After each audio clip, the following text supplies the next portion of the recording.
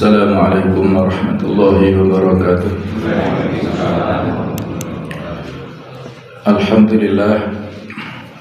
Alhamdulillahilladzi arsala rasulahu bil huda wa dinil haqq liyudhhirahu 'ala dini kullihi wa kafaa billahi shahida.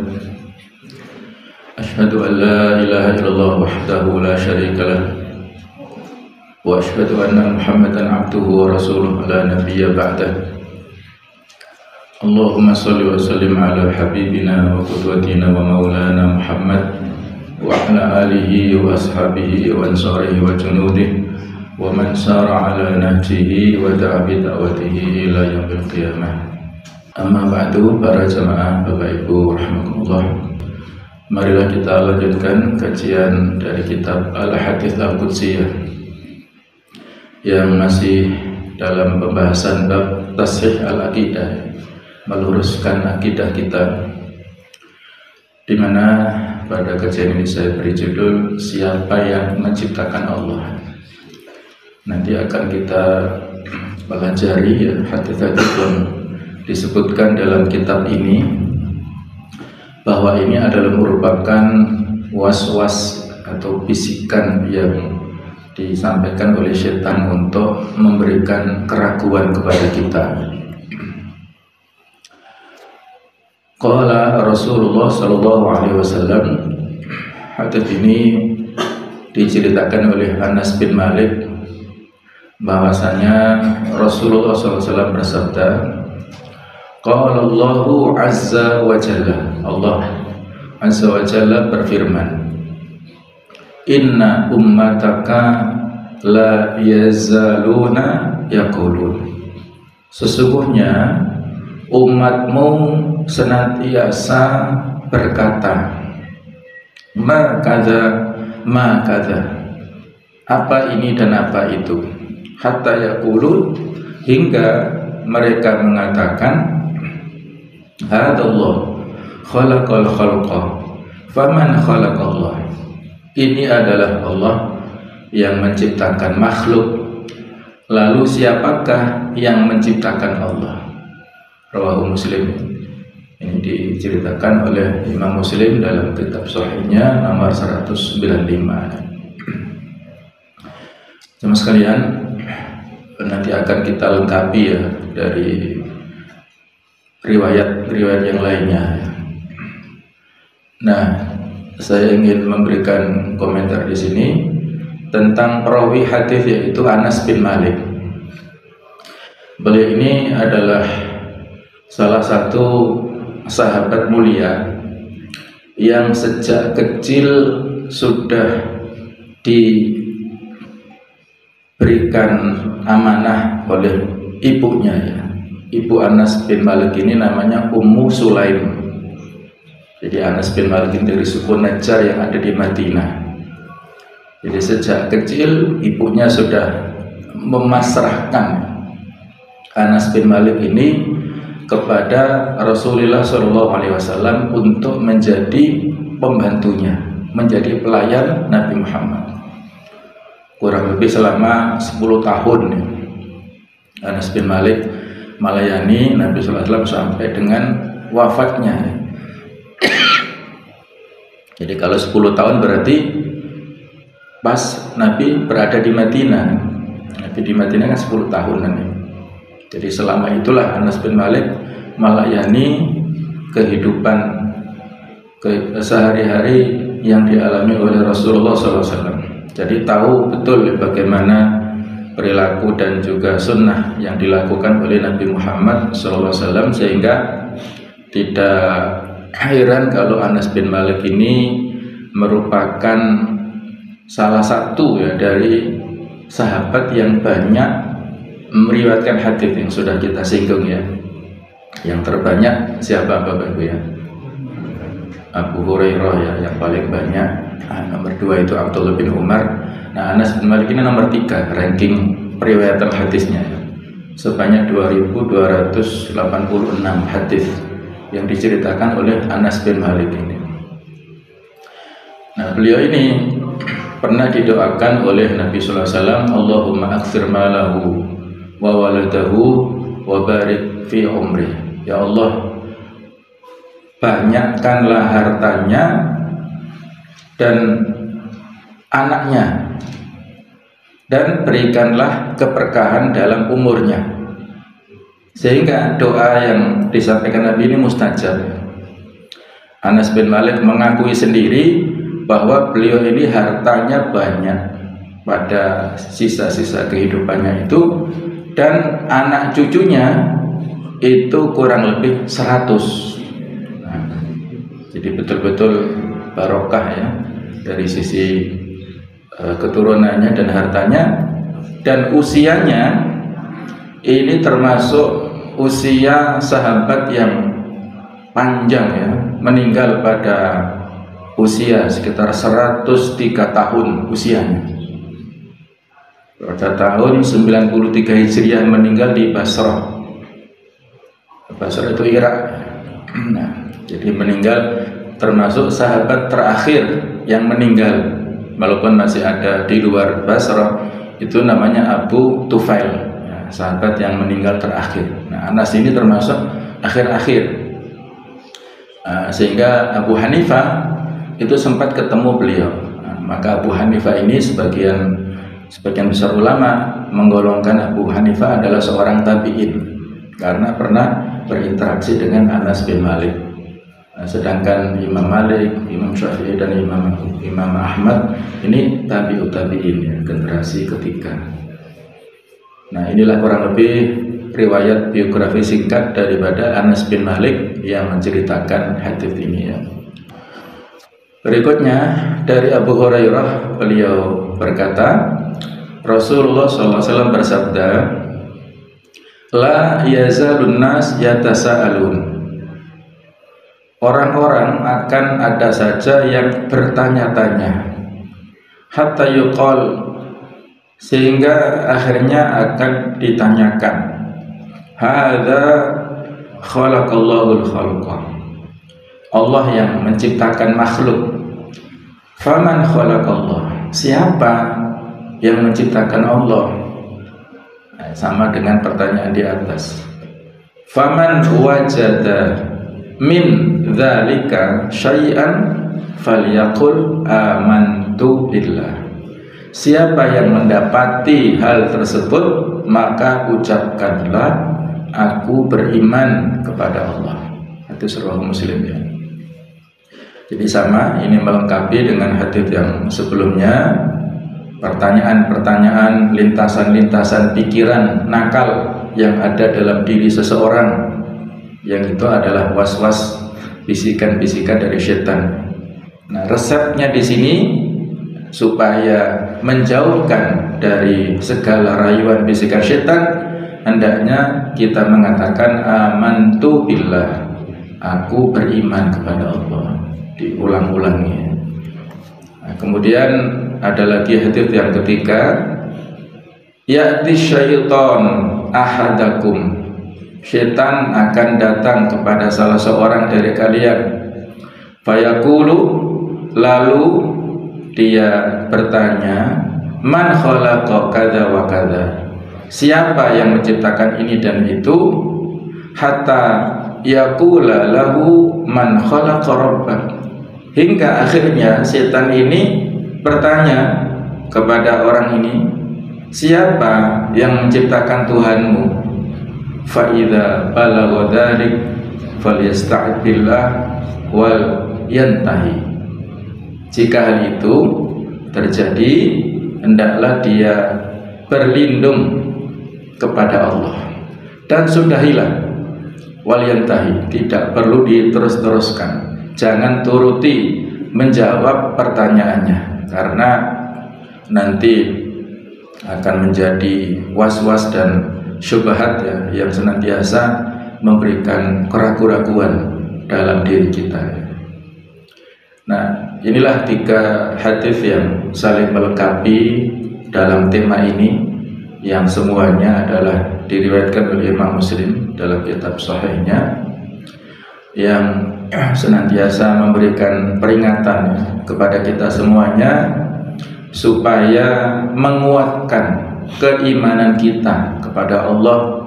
Kita imani Allah dengan keimanan yang tepat, sesuai dengan sifat dan juga nama-nama yang telah diajarkan kepada kita, referensi yang ada, baik itu dalil nakli atau dalil aklinya. Dalil nakli adalah dalil yang bersumber dari Al-Quran dan As-Sunnah. Dalil akli adalah dari akal kita, dan tidak bertentangan antara dalil nakli yang sahih dengan dalil akli yang lurus ya, atau yang benar. Kalau ada pertentangan mungkin dalil naklinya yang tidak sahih atau akalnya yang kurang sehat, sehingga harus diluruskan. Hadirin hadirat rahimakumullah, ada komentar dari Syekh Muhammad Nasiruddin Al-Albani. Pelajaran dari Nabi Muhammad SAW ini jelas lebih bermanfaat dan lebih dapat mengusir keraguan daripada terlibat dalam perdebatan logika yang sengit di seputar persoalan ini. Sesungguhnya perdebatan dalam soal ini amatlah sedikit gunanya, atau boleh jadi tidak ada gunanya sama sekali, atau bisa jadi tidak produktif, tidak ada manfaatnya. Tetapi sayang, kebanyakan orang tidak menghiraukan pelajaran yang amat bagus ini. Oleh karena itu, ingatlah wahai kaum muslimin, dan kenalilah sunnah Nabi-Mu serta amalkanlah. Sesungguhnya dalam sunnah itu terdapat obat dan kemuliaan-Mu, kemuliaan kita semua, insyaallah. Jadi maksudnya mendahulukan ya, resep nabawi yang telah diajarkan kepada kita untuk menghilangkan keraguan-keraguan dari pertanyaan-pertanyaan tadi adalah dengan mengatakan amantu billah, dengan mengatakan a'udzu billah, dengan mengatakan kalimat-kalimat thayyibat, supaya kita dijauhkan dari segala macam gangguan syaitan tadi. Namun demikian ya, kita lengkapi supaya ini menjadi pelajaran yang lebih lengkap ya. Dalam hadis ini terdapat penjelasan bahwa sumber dari pertanyaan seperti itu adalah setan, serta dijelaskan pula terapi dan jawabannya. Jadi inilah terapi solusi ya, dari gangguan-gangguan setan. Setan ini terus memberikan gangguannya, ada perangkap-perangkapnya. Wala tattabi'u khutuwatis syaitan, ya, janganlah kita semuanya mengikuti langkah-langkah setan. Dari yang terberat, setan itu adalah mengkondisikan manusia supaya kafir, sampai yang paling ringan ya, memberikan was-was ini, alladzi yuwaswisu fi sudurin nas, yang memberikan bisikan-bisikan pada dada manusia. Apa solusinya ini? Satu, menyudahinya. Falyantahi, tidak terbawa bisikan-bisikan setan. Sering sekali manusia terganggu ya, dengan was-was bisikan-bisikan setan ini. Jangan-jangan akan terjadi begini begitu ya, sesuatu yang belum terjadi itu sudah menjadi bayangan-bayangan buruk dalam diri kita, sehingga ya mengkondisikan manusia pesimis yang sudah kita bahas sebelumnya, yaitu sifat tatayur ataupun tiaroh ya, pesimis dalam menghadapi fenomena. Maka akhirnya itu menjadi prediksi, dan Allah mengatakan dalam diskusi juga, ana inda dhanni abdi bi, aku mengikuti persangkaan hambaku. Kalau hambanya berprasangka buruk ya, yang terjadi tidak lebih ataupun tidak jauh dari prediksinya, perkiraannya. Nah itulah, sehingga harus disudahi, tidak terbawa bisikan setan. Yang kedua, dengan mengatakan amantu billah wa rasulih, aku beriman kepada Allah dan rasul-rasulnya, terutama Rasul Nabi Muhammad SAW. Yang ketiga adalah berlindung kepada Allah dari godaan setan. Ada riwayat ya, agar meludah ke kiri sebanyak 3 kali dan membaca surat Al-Ikhlas. Nah, ini dalam rangka supaya kita terhindar, khususnya ada hadis yang memberikan pesan kepada kita kalau kita terganggu dalam sholat, lupa ya, dalam sholat, baik itu misalnya bacaannya, rokaatnya, ngelamun dan lain-lain, maka dianjurkan ini meludah, tapi tidak yang sesungguhnya ya, apalagi kalau sholatnya di masjid ya. Meludah nanti ngotori karpet lah, repot ya. Jadi meludah ya seolah-olah lah ya, seolah-olah meludah ya, tetapi maksudnya adalah mengusir ya, mengusir gangguan setan supaya tidak mengganggu kekhusyukan ibadah kita ini. Jadi inilah teman sekalian langkah-langkah praktis yang telah diajarkan kepada kita lewat referensi dalil-dalil nakli tadi ya. Kita sudahi, kita katakan amantu billah wa rasuli, dan kita mengatakan a'udzubillahi minasyaitonirrajim ya, bisa ya, dengan kalimat-kalimat istighfar boleh, kalimat tasbih boleh, kalimat yang lainnya itu akan menjadi pengusir ya.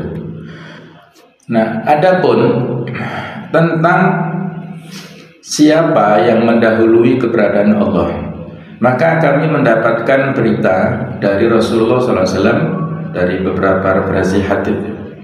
Di antaranya beliau SAW bersabda dalam doa-doa beliau ya, di antaranya adalah Allahumma antal awwalu falaysa qablaka syai' wa antal akhir falaysa ba'daka syai', rawahu Muslim. Ya Allah, engkaulah yang awal, tidak ada sesuatu pun sebelummu. Engkaulah yang akhir, tidak ada sesudahmu sesuatu pun. Nah, ini ya lengkap untuk melengkapi dari was-was tadi, petunjuk yang sudah jelas dari Nabi Muhammad SAW kepada kita semuanya tentang wujudullah ya, keberadaan Allah Ta'ala. Antal awal, Allah lah yang pertama-tama. Falaisa qablaka syai', tidak ada sesuatu pun makhluk yang sebelumnya, sebelum Allah. Tidak ada satupun. Apakah al-qalam, apakah arsy, apakah matahari, bulan, gunung, ataupun langit bumi, tidak ada satupun. Allah adalah al-awwal. Kemudian Allah adalah al-akhir. Kullu man 'alayha fan wa yabqa wajhu rabbika dzul jalali wal ikram. Semua yang ada di alam raya, makhluk semuanya ini fana. Yang tersisa yang sangat atau yang abadi adalah Allah Ta'ala. Tidak ada yang berada sesudahnya. Jadi falaisa ba'daka syai', tidak ada sesudahmu sesuatu pun, sesuatu dari makhluknya ya. Kemudian yang B adalah sabda beliau sallallahu alaihi wasallam, kana Allah wa lam yakun syai'un ghairuh. Allah telah ada dan tidak ada sesuatu pun selainnya. Wa fi riwayah, dan dalam riwayat yang lainnya, wa lam yakun syai'un qablahu. Tidak ada sesuatu pun sebelumnya. Hadis riwayat keduanya ini oleh Imam Bukhari. Banyak ayat-ayat yang terdapat dalam Al-Quran, maka seorang mukmin ini harus beriman tanpa ragu, tidak ada keraguan sama sekali. Sementara orang kafir itu biasa, mereka kufur, mengingkarinya, menentangnya. Adapun orang munafik, ya mereka ragu-ragu. Maka kita mohon kepada Allah semoga dikaruniai iman yang jujur, yang benar, dan keyakinan yang tidak ada keraguan padanya. Jadi inilah sifat yang harus kita miliki ya, sebagai orang-orang yang beriman. Tidak perlu ragu-ragu, harus beriman dengan keimanan yang kuat, apalagi dikuatkan tadi dengan dalil-dalil referensi dari hadis-hadis. Nanti akan kita lengkapi ya, dari ayat-ayat Al-Quran ya. Di antaranya Kalau kita lihat ayat-ayat, ada yang menunjukkan tentang sifat-sifat Allah yang disederhanakan atau dirumuskan oleh Imam Abul Hasan Al-Asy'ari ya, dalam bentuk 20 sifat wajib ya. Yang dulu barangkali sebagian kita mempelajarinya, ada wujud kita, baqa, mukhalafatul hawaditsi, qiyamuhu binafsi dan seterusnya ya. Yang relevan dengan pembahasan kita dua yang saya sebutkan di sini, yaitu sifat wujud. Sifat wujud Allah artinya Allah wajib ada. Allah ada dengan zatnya sendiri, dan mustahil bagi Allah jika Allah tidak ada. Adanya Allah sebelum adanya yang lain, dan ada untuk selama-lamanya. Bukti bahwa Allah ada adalah adanya alam semesta beserta isinya ini. Mustahil ada alam semesta jika Allah tidak ada. Dalil naklinya yang biasa dibaca juga oleh sebagian kita setelah sholat fardu ya, wa ilahukum ilahu wahid la ilaha illallah rahmanur rahim. Nah, dan Tuhanmu lah adalah Tuhan yang Maha Esa, tidak ada Tuhan melainkan Dia yang Maha Pemurah lagi Maha Penyayang. Al-Baqarah 163. Ini dalil naklinya ya, referensi yang tertulis dalam Al-Quran. Adapun dalil aklinya, kalau misalnya ada seorang yang baru datang dari hutan, terus dia menceritakan kepada kita bahwa tadi dia melihat di dalam hutan ada istana yang sangat bagus, sangat megah, luar biasa indahnya, yang tersusun dari bangunan, ada mutiaranya, ada permadaninya, ada luar biasa indahnya, ada taman yang indah, di bawahnya ada mengalir sungai, perhiasannya indah sekali ya. Terus dia mengatakan bahwasanya istana ini muncul tiba-tiba, tidak ada yang membangun. Nah, kira-kira kita percaya nggak dengan berita ini ya? Secara akal sehat ya nggak mungkin lah seperti itu ya. Di Turen ada Masjid Tiban, nah, insya Allah sering ya, sudah pernah ke sana ya? Ya, kalau dari Malang Raya disempatkan lah mampir sebentar ya, karena ini sudah jadi destinasi wisata nasional bahkan internasional. Ya hanya sekedar ingin tahu saja ya. Nah, orang mau menyebut Masjid Tiban, tiba-tiba ada ya. Nah, tapi itu kan nggak mungkin ya. Dulu kami klarifikasi kepada pendirinya yang sudah almarhum ya, Kiai Madrub, saat beliau masih hidup, tapi nggak mau nemu ya, waktu itu hanya menantunya dan para asistennya itu. Memang dibangun ya, dibangun masjid ini bukan tiba-tiba ada. Dari mana dananya? Ini kan ya walaupun belum selesai ya, kayaknya nggak pernah selesai, tapi ini kan memerlukan biaya besar ya. Katanya saat itu dihadirkan salah satu fundingnya ya, donaturnya adalah dari seorang ibu-ibu yang sebelumnya sakit. Beliau ini orang Lamongan, nah sudah berobat ke situ dan akhirnya alhamdulillah sembuh. Nah, sebagai wujud syukurnya, terima kasih ya kepada Pak Yai, maka menghibahkan uang yang banyak ya untuk pembangunannya. Dan itu barangkali dari donatur yang lainnya juga. Itu salah satu jawaban ya, syubhat atau pertanyaan-pertanyaan dari masyarakatnya. Nah, jadi nggak ada ya, pasti ada proses yang didahului. Kalau tidak ada truk atau tidak ada tukang-tukang ya, memang di sana mandiri ya, tukangnya yang murid-muridnya itu tinggal di situ juga. Ya mungkin nggak kelihatan karena sedikit demi sedikit ya, tidak langsung megah, tapi hanya sedikit demi sedikit. Nah itu intermezzo ya. Jadi tidak ada secara akal sesuatu ada dengan sendirinya, pasti ada proses, ada khalik atau penciptanya. Termasuk alam raya, tidak mungkin ada langit yang tanpa tiang, ada matahari yang beredar pada porosnya, ada bulan yang tidak bertabrakan, siang malam yang bergiliran, itu nggak mungkin muncul dengan sendirinya, pasti ada yang mewujudkannya. Itulah Allah Ta'ala. Adapun sifat kita, artinya Allah bersifat terdahulu tanpa permulaan. Dahulu dalam sifat Allah adalah dahulu yang tanpa didahului oleh ketiadaan, baru kemudian ada.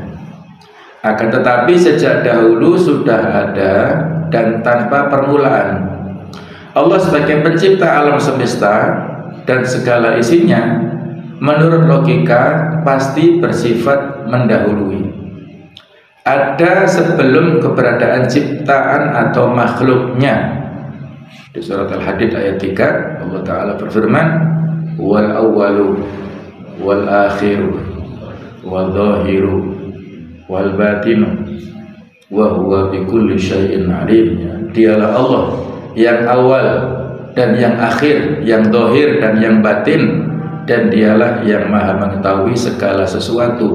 Nah, inilah dalil-dalil naklinya, dalil referensi tertulisnya dari nusus Al-Quran sangat banyak.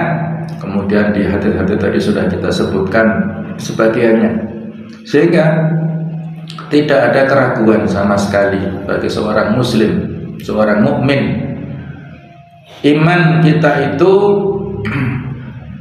dipengaruhi kekuatannya oleh ilmu, ya. Semakin kita memiliki ilmu yang banyak, yang lengkap tentang sesuatu, maka semakin kita mempercayai keberadaannya. Kalau kita ilmunya pas-pasan tentang sesuatu, maka ilmu kita, iman kita rapuh, gampang sekali digoncangkan atau dipengaruhi, ya, dengan tidak benar. Nah, berikutnya supaya kita lebih lengkap ya pengetahuan tentang isu ataupun pertanyaan-pertanyaan, siapa yang menciptakan Allah, dari mana datangnya Allah. Ada seorang ateis yaitu Bertrand Russell ini. Beliau ini dia adalah orang ateis, ya, yang tidak percaya dengan adanya Tuhan. Ini pernah menulis, mengapa saya bukan seorang Kristen. Nah, ini berpendapat, jika benar bahwa segala sesuatu itu perlu penyebab, maka Allah juga perlu ada penyebab. Ini pertanyaan dari dia, ya. Maka dari asumsi ini dia menyimpulkan, jika Allah perlu ada penyebab, maka Allah bukan Allah. Jika Allah bukan Allah, maka berarti tidak ada Allah. Ini kan pikiran-pikiran, ya, yang tidak benar lah, ya, dari bisikan-bisikan setan tadi. Karena dia ateis, ya, nggak punya agama. Pada dasarnya ini hanyalah bentuk pertanyaan yang sedikit lebih tinggi dari pertanyaan anak-anak, siapa yang membuat Allah. Bahkan anak kecil pun tahu bahwa apa yang ada tidak berasal dari yang tidak ada. Jika Allah adalah sesuatu, maka pasti ada yang menyebabkan Allah. Begitu bukannya? Nah, ini hukum sebab akibat diterapkan, ya, pada keberadaan Allah yang itu tidak tepat lah, ya.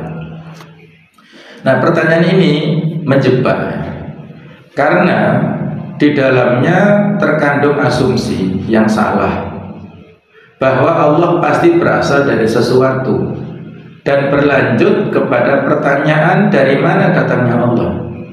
Maka jawabannya, pertanyaan seperti itu sama sekali tidak masuk akal, tidak pada tempatnya. Jadi dari sisi pertanyaannya sudah salah. Pertanyaan seperti itu bobotnya sama dengan mempertanyakan bagaimana bau warna biru. Biru bukan termasuk sesuatu yang memiliki bau, sehingga pertanyaan itu otomatis sudah salah untuk ditanyakan. Biru hanya simbol, bisa hijau, bisa kuning, bisa yang lain-lainnya, ya. Demikian pula Allah tidak termasuk dalam kategori sesuatu yang diciptakan atau yang memiliki asal usul. Allah tidak memiliki penyebab dan tidak diciptakan. Allah itu ada begitu saja. Bagaimana kita mengetahui hal ini? Kita tahu bahwa dari tidak ada itulah yang menjadi ada. Jadi satu ketika jika segala sesuatu betul-betul tidak ada, maka tidak ada sesuatu pun yang akan menjadi ada. Tapi ternyata ada sesuatu yang berada, tidak mungkin tidak ada apa-apa sama sekali. Maka ada sesuatu yang harus selalu ada. Sesuatu yang selalu ada itulah yang kita sebut Allah Subhanahu wa Ta'ala tadi ya. Jadi sama dengan pertanyaan tadi ya, bagaimana bau warna hijau misalnya, atau warna kuning, warna biru ya. Warna kan nggak memiliki bau ya, nggak memiliki bentuk baunya. Warna ya bisa dilihat, tidak bisa dicium baunya. Jadi kalau pertanyaan tentang siapa pencipta Allah, maka berarti ini pertanyaan yang tidak pada tempatnya. Maka ya tidak perlu direspon ya sebenarnya. Cukup tadi kita mengatakan amantu billah wa rusulih tadi, atau a'udzubillahi minasyaitonir rajim. Tapi nanti kita sebutkan ya tentang ini supaya kita lebih kuat keimanan kita ya. Allah menciptakan dunia, lalu siapakah yang menciptakan Allah? Segala sesuatu itu ada, pasti ada yang mengadakannya, yang menciptakannya. Allah itu ada, lantas siapa yang menciptakannya? Nah, itu pertanyaan yang sudah kita sebutkan tadi ya. Ada sebuah ilustrasi ya, gambaran supaya kita lebih mantap dari sisi dalil aklinya. Ilustrasi antara buku dan manusia dalam sebuah ruangan. Jadi misalnya ya, kita suatu saat masuk sebuah ruangan dan kita mendapatkan buku ya, di atas meja misalnya. Kita keluar ruangan, tiba-tiba bukunya, kita masuk lagi maksudnya, kita keluar kemudian kita masuk lagi, bukunya sudah pindah di atas kursi misalnya begitu. Maka kita akan bertanya siapa yang memindahkan buku itu. Itu ada pertanyaan yang lazim lah ya. Kasus kedua misalnya, kalau kita masuk ke ruangan mendapatkan seorang manusia misalnya ya, tidur di atas tempat tidur ya, di atas ranjang misalnya, terus kita keluar. Nah, kita masuk lagi mendapatkan si fulan ini, manusia ini sudah duduk di atas kursi sebelah ranjang itu. Maka pertanyaan yang kita tujukan pada kasus pertama itu tidak mungkin kita sampaikan untuk kasus kedua. Tidak mungkin kita bertanya siapa yang memindahkan orang itu dari atas tempat tidur ke atas kursi. Mengapa demikian? Karena menurut informasi kelaziman sifat yang sudah ada kita ketahui sebelumnya, bahwa manusia ini bisa bergerak dengan sendirinya. Berbeda dengan buku tadi. Buku menurut informasi pengetahuan yang sudah kita miliki itu tidak punya tangan, tidak punya kaki, tidak bisa bergerak. Sehingga kalau ada perubahan posisi pasti ada yang memindahkannya tadi. Nah, kurang lebih seperti itulah contohnya ya. Walillahil mathalul a'la, hanya Allah yang punya contoh yang tepat ya, kita hanya mereka-reka saja ya. Keberadaan buku, perpindahan buku dari atas meja ke atas kursi itulah contoh keberadaan wujudul alam ya, keberadaan alam raya ini. Kita bertanya siapa pencipta alam raya ini. Dan keberadaan manusia, perpindahannya dari atas tempat tidur ke atas kursi itulah wujudullah, keberadaan Allah. Seolah-olah begitu ya. Dalam kasus yang kedua adalah seperti wujudullah, tidak layak kita mempertanyakan siapa pencipta Allah, sebagaimana tidak layak dan tidak pas kalau kita bertanya siapa yang memindahkan manusia. Bisa diterima Bapak Ibu? Nah, insya Allah ya, ini logika yang sederhana, yang mudah kita cerna ya. Sehingga jemaah sekalian, informasi, pernyataan, referensi, dalil-dalil tentang Allah dalam Al-Quran atau hadits itu tidak boleh hilang ya. Karena ada fenomena di tahun 90-an ya, terutama di kalangan mahasiswa saat itu, biasanya mereka untuk kalangan para mahasiswa baru ya dilakukan semacam pelatihan rekrutmen organisasi ya. Tapi informasinya ketika ada pelatihan rekrutmen mahasiswa baru itu ada ya disebut daurah ya, daurah rekrutmen itu brainwashing ya, cuci otak. Nah, cuci otak ini maksudnya tujuannya baik tapi caranya yang resiko ya. Jadi ketika dihadirkan para peserta di forum ya, maka dikosongkan dulu pikirannya. Nah, itu ya, dicuci otak, dikosongkan dulu pikirannya, digiring nanti ya. Jadi setelah dikosongkan ini kan yang bahaya ya. Jadi dibuat dalam tanda kutip ateis dulu lah gitu ya. Dibuat seperti itu dulu. Tuhan nggak ada dan pokoknya kita nggak ada ya, pokoknya dikosongkan ya. Terus nanti digiring sampai beriman tentang wujudullah dan mengimani rukun-rukun iman. Nah ini kan risiko ya. Jangan-jangan kalau saat mengkosongkan pikiran terus mati gimana? Waduh bahaya ini ya, mati dalam keadaan ateis berarti ya. Nah kan nggak perlu seperti itu ya. Rasulullah ketika memberikan pembelajaran kepada para sahabat juga nggak sefatal itu lah, nggak se ekstrim itu. Ya mudah-mudahan sudah nggak ada ya seperti fenomena itu, nah, tapi ya harus tetap kita waspadai. Jadi nggak perlu ya, kita pengetahuan tentang Allah Ta'ala tidak perlu kita hilangkan dulu, tidak perlu kita nolkan, nah, titik nol nggak perlu ya, sudah. Kita imani apa yang sudah kita dapatkan, sudah kita baca, sudah kita ketahui. Nah, termasuk tadi pengetahuan manusia bisa bergerak, bisa menggerakkan tangannya, bisa menggerakkan kakinya sehingga berpindah dari atas tempat tidur ke kursi, itu kan informasi yang sudah kita miliki. Informasi tentang sifat-sifat Allah, ada wujud kita, baqa dan lain-lain tadi, itu nggak perlu dihilangkan ya. Itu adalah justru menjadi penguat. Nah, kurang lebih seperti itu. Nah, ada seorang ateis, ini ilustrasi yang lainnya supaya kita lebih lengkap ya wawasan logika kita ya. Ada seorang ateis yang memasuki sebuah masjid. Dia mengajukan 3 pertanyaan yang hanya boleh dijawab oleh akal. Dijawab dengan akal. Artinya tidak boleh dijawab dengan dalil. Karena dalil itu hanya dipercaya oleh pengikut agama Islam saja.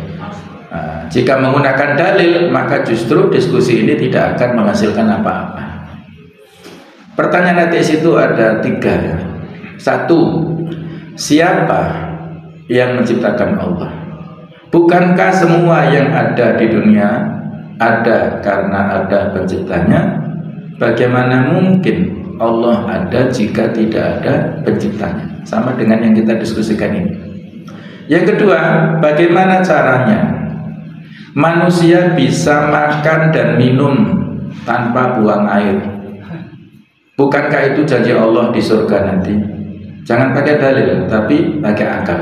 Nah, itu syarat dari si ateis. Yang ketiga, ini pertanyaan yang ketiga. Kalau iblis itu terbuat dari api, lalu bagaimana bisa Allah menyiksanya di dalam neraka? Bukankah neraka juga dari api?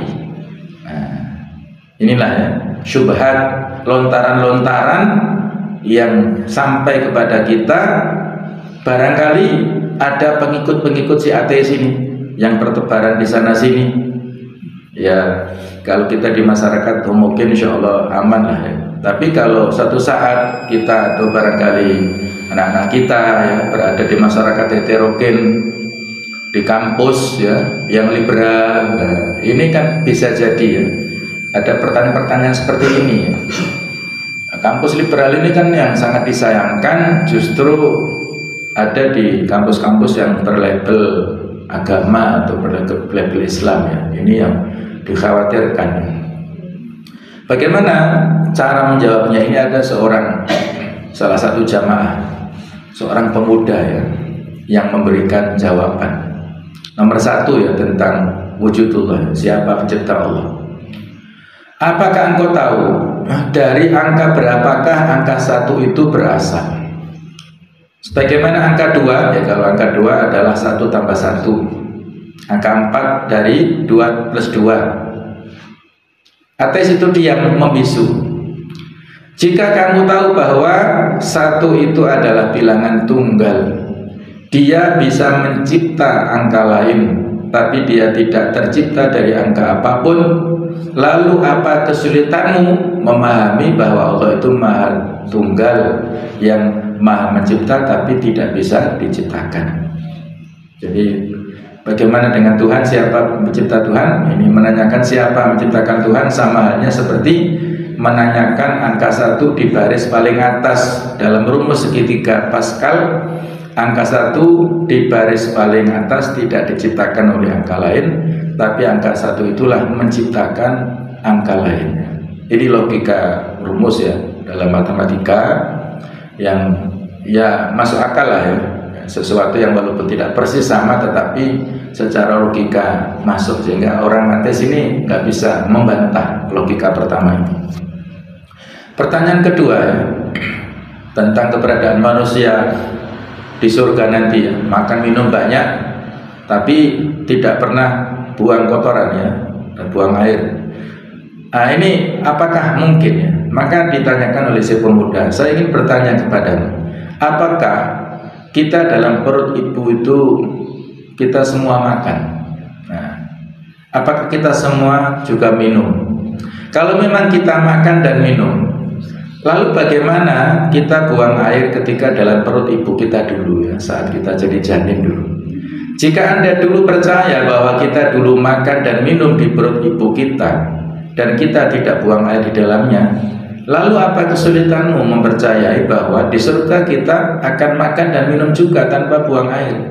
Nah, itu kan sesuatu yang tidak aneh, sudah pernah kita alami walaupun tidak ingat ya, pasti nggak ada yang ingat ya, karena kita masih janin ya. Tetapi secara ilmu medis itu sudah lazim ya diketahui dan tidak ada yang aneh, tidak ada yang mempertanyakan. Nah, itulah ya, yang poin yang kedua. Nah, poin ketiga ini ya. Jadi tiba-tiba saja ya si pemuda ini menampar sang ateis dengan keras sampai sang ateis marah dan kesakitan. Sambil memegang pipinya, sang ateis pun marah-marah kepada pemuda itu. Tapi pemuda itu menjawab, tanganku ini terlapis kulit, tanganku ini dari tanah dulunya, dan pipimu juga terbuat dari kulit, dari tanah juga. Lalu jika keduanya dari kulit dan tanah, bagaimana Anda bisa kesakitan ketika saya tampar? Bukankah keduanya juga tercipta dari bahan yang sama? Nah, akhirnya diamlah ya si ateis ini, tidak bisa menjawab ya. Ini kan jawaban tadi ya, iblis setan berasal dari api. Nah, bagaimana nanti dia bisa kesakitan ketika disiksa di neraka yang terbuat dari api? Nah, sesama api kok bisa saling menyakiti? Ini sesuatu yang menurut dia tidak wajar. Nah, maka buktinya seperti ini ya, dia ditampar sampai kesakitan kan tetap sakit, walaupun ini asal bahannya memang dari tanah. Nah, tetapi ketika bentuknya sudah berbeda, maka ini akan bisa memberikan dampak. Nah, inilah jamaah sekalian ya, dalil-dalil ataupun logika-logika yang bisa kita sampaikan untuk memperkuat pemahaman atau keimanan kita ya. Jadi keimanan ini ya terus harus kita pupuk, dan inilah kelebihan antara ilmu tauhid dan ilmu akidah. Ilmu tauhid itu dari sudut pandang perspektif yang lurus-lurus saja, tapi kalau ilmu akidah itu di samping kita memahami dari sudut pandang yang lurus normatif, kita juga mempelajarinya dari sudut pandang yang berlawanan. Artinya dalam ilmu akidah itu ada syubhat-syubhat yang kita tolak supaya kita lebih kuat tadi ya. Itulah ciri khas daripada ilmu akidah. Segala sesuatu yang kita imani, kita prediksi, barangkali ada pertanyaan ini itu yang menjadikan kita ragu-ragu, maka diperkuat jawaban-jawaban yang dalil nakli ataupun akli supaya kita menjadi kuat ya keimanan kita. Jadi segala sesuatu yang ada itu kan tidak mesti ditangkap oleh panca indera. Banyak ya, ada sebuah kisah ya disebutkan oleh Syekh Said Hawa dalam bukunya Allah Jalla Jalaluhu itu ya. Di sebuah sekolah dasar itu ya, seorang guru itu mendoktrin kepada murid-muridnya. Ditanyakan, kalian lapar nggak? Ya lapar gitu ya. Anak-anak menjawab. Coba kalian pejamkan mata, terus menengadahkan tangan dan berdoa, wahai Tuhan kami, berilah kami roti. Nah, jadi anak-anak yang karena masih kecil-kecil itu berdoa ya dengan memejamkan mata dan menengadahkan tangan bersama-sama ya. Mereka seperti itu, wahai Tuhan kami, berilah kami roti. Lama ditunggu, rotinya nggak ada ya. Nah, terus dibuka matanya, gimana anak-anak sekalian? Ada rotinya? Nggak ada gitu. Coba sekali lagi, barangkali Tuhan belum mendengar. Nah, terus dicoba sekali lagi. Nah, wahai Tuhan kami, berilah kami roti. Coba buka mata kalian. Tuhan, ada nggak rotinya? Nah, nggak ada. Sampai ketiga kalinya nggak ada. Terus akhirnya gurunya mengatakan, coba kalian berubah. Wahai guru kami, berilah kami roti. Nah, rotinya sudah disiapkan gurunya. Sudah ada roti masing-masing ya. Memejamkan mata, menengadahkan tangan, dikasih satu-satu. Coba buka mata kalian. Nah, gimana? Ada. Berarti kesimpulannya gimana? Tuhan nggak ada ya, karena nggak bisa dilihat ya, nggak bisa dilihat. Maka ada salah seorang anak yang pintar ya, cerdas ya. Teman-teman sekalian, apakah kalian bisa melihat otaknya Pak Guru? Nah, teman-teman menjawab tidak melihat ya. Kalau begitu Pak Guru nggak punya otak. Nah, gitu ya, tertawa semua ya. Gurunya malu lah ya, dibilang nggak punya otak, berarti kan orang gila ya. Nah, jadi itulah ya, sesuatu yang ada belum tentu bisa dilihat oleh mata, bisa diraba oleh tangan, bisa dicium oleh indera penciuman, belum tentu. Angin itu ada, tidak bisa dilihat bentuknya, fisiknya, tapi dampaknya bisa. Buktinya banyak yang roboh, pohon-pohon sampai rumah-rumah dirobohkan oleh angin yang tidak terlihat tetapi dampaknya ada. Dan mohon maaf ya, kentut itu kan ada tapi nggak bisa dilihat. Didengar juga kadang-kadang nggak bisa ya, tapi dampaknya dampaknya membuat gelisah ya, membuat suudzon satu dengan yang lain. Jadi banyak sesuatu yang ada namun tidak bisa ditangkap oleh panca indera. Maka inilah ya, keimanan kepada Allah Ta'ala, wujudullah dan segala macam syubhat-syubhatnya tadi harus kita perkuat ya, dan kita berusaha ya, mengimani dengan dalil-dalil yang ada, dilengkapi dengan dalil-dalil yang akal yang ada. Demikianlah pembahasan dari hadits suci ini, mudah-mudahan ada manfaatnya. Atas segala kekhilafan, subhanakallahumma wa bihamdik, asyhadu an la ilaha illa anta, astaghfiruka wa atubu ilaik. Wassalamualaikum warahmatullahi wabarakatuh.